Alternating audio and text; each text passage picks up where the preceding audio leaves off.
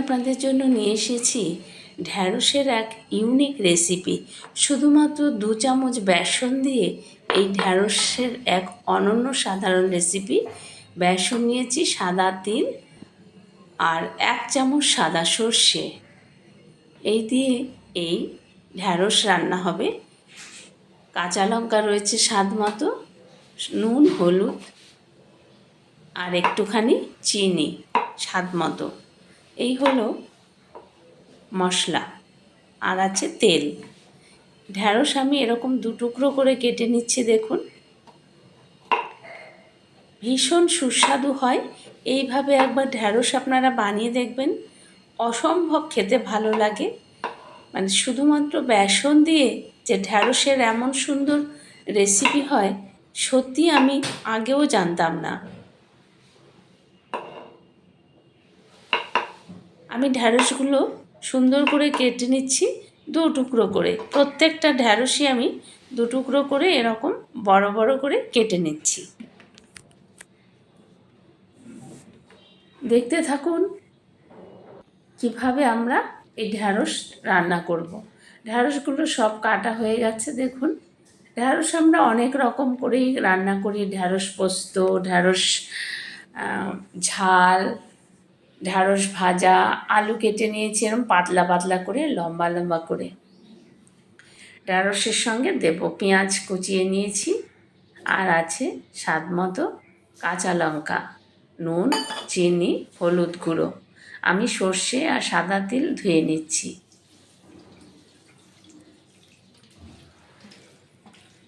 অসাধারণ হয় এই রান্নাটি। একবার আপনারা বাড়িতে অবশ্যই তৈরি করে দেখবেন। ধোয়া হয়ে গেছে। আমি এবার একটি মিক্সার জারে নিয়ে নিচ্ছি, নিয়ে ভালো করে মিহি পেস্ট করে নিচ্ছি। একসাথে আমি কাঁচা লঙ্কাও এর মধ্যে দিয়েই একবারে পেস্ট করে নেব। দিয়ে দিলাম কাঁচা লঙ্কা। ঝাল কিন্তু আপনারা যে যার স্বাদ অনুযায়ী দেবেন। একটুখানি জল দিলাম, দিয়ে মশলাটা পেস্ট করে নেব। তারপরে চলে যাব কড়াইয়ের কাছে, ওভেনে। মশলা পেস্ট হয়ে গেছে। দেখুন, কড়াই বসিয়ে দিয়েছি অলরেডি। তেল দিয়ে দিলাম। খুব সামান্য তেলে কিন্তু এই রান্নাটি হয়ে যাবে। দেখুন, মাত্র 1 চামচ তেল আমি এর মধ্যে অ্যাড করলাম। আলুগুলো ভেজে আগে তুলে নেব। বেশ লাল লাল করে নুন হলুদ দিয়ে আলুগুলো ভেজে তুলে নেব।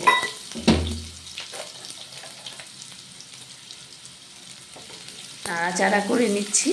বন্ধুদের কাছে অনুরোধ, সম্পূর্ণ ভিডিওটি দেখবেন।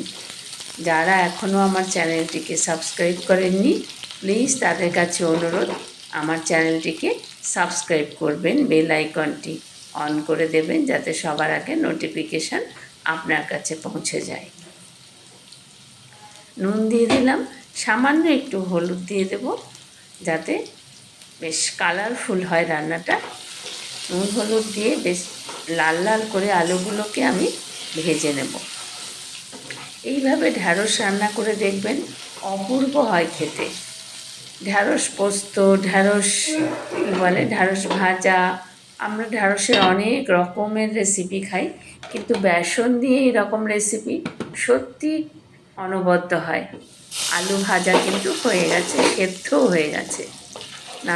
নাড়াচাড়া করে দেখুন, একদম লাল লাল আলু ভাজা হয়ে গেছে, সেদ্ধও হয়ে গেছে আলুগুলো।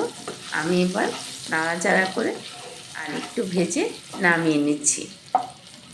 একদম ইজি প্রসেসে দেখুন আলু সেদ্ধ হয়ে গেছে। একদম ইজি প্রসেসে এই রান্নাটি খেতে হয় অপূর্ব। আমি একটা বাটির মধ্যে আলু ভাজাগুলো তুলে নিচ্ছি। অসাধারণ লাগে। রুটি, ভাত, পরোটা সব কিছুর সঙ্গেই কিন্তু এই রান্নাটি অনায়াসে পরিবেশন করা যায়।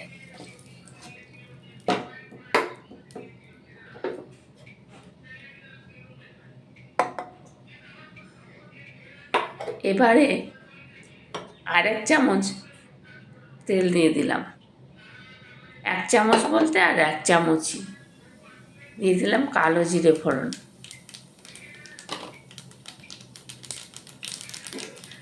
এবারে দিয়ে দেব পেঁয়াজ।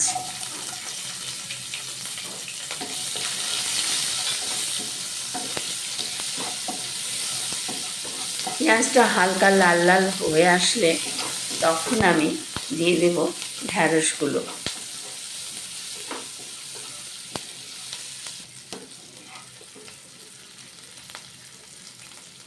লাল লাল করে ভেজে নেব পেঁয়াজগুলো। ঢ্যাঁড়সের কিন্তু অনেক উপকারিতা রয়েছে। যাদের high blood pressure, high blood sugar রয়েছে তাদের জন্য ঢ্যাঁড়স ভীষণ উপকার। ব্লাড সুগার কন্ট্রোলে রাখে। দিয়ে দিলাম ঢ্যাঁড়সগুলো। এবারে নাড়াচাড়া করে নিচ্ছি। দেখুন,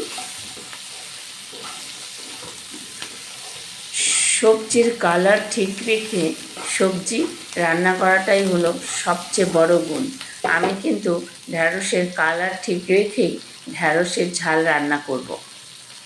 দিয়ে দিলাম বেসন, 2 চামচ বেসন আমি দেবো এর মধ্যে। কী যে অপূর্ব হয় খেতে, এই ঢ্যাঁড়সের সাথে সাথে বেসনও ভাজা হয়ে যাবে একসঙ্গে।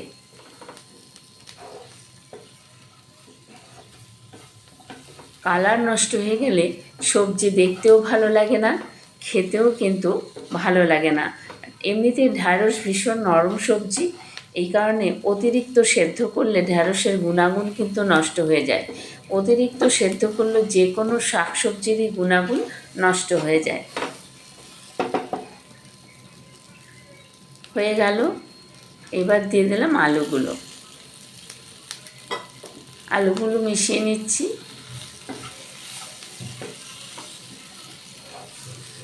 খুব ইজি প্রসেসে, খুব কম তেল মশলায় এই রান্নাটি।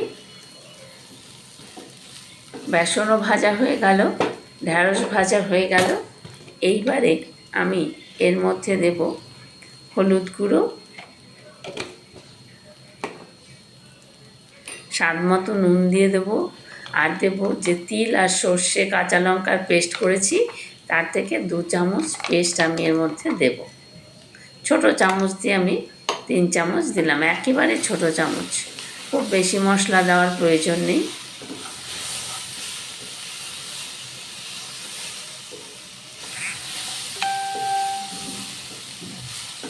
ভালো করে মশলা কষিয়ে নেব।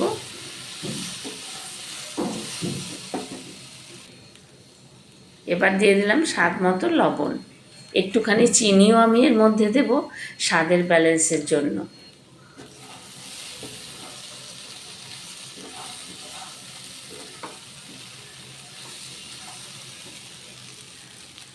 দেখুন কতটা সুন্দর লাগছে দেখতে, কালারফুল। কষানো প্রায় হয়ে গেছে। এবারে আমি দিয়ে দেব একটুখানি জল। একটু জল দিয়ে আর একটু কষিয়ে নিচ্ছি। মশলা যখন ধরে আসে তখন একটু জল দিলে মশলাটা ভালো করে কষানো যায়। একটুখানি চিনি দিলাম স্বাদের ব্যালেন্সের জন্য, আর একটু দিলাম কাশ্মীরি লঙ্কার গুঁড়ো কালারের জন্য।